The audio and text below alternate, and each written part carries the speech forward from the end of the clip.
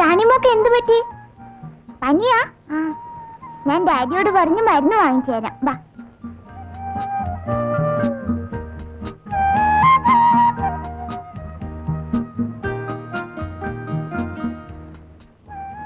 Daddy, എന്താ മോളെ?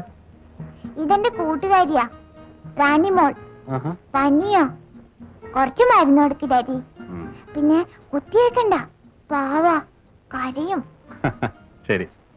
എന്താ 2 ദിവസമായി നല്ല ജലദോഷവും പനിയും ഉണ്ട്.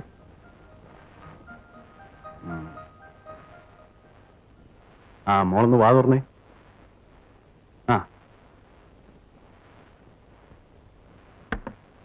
സാരമില്ല, ഇപ്പോഴത്തെ കാലാവസ്ഥയുടെ.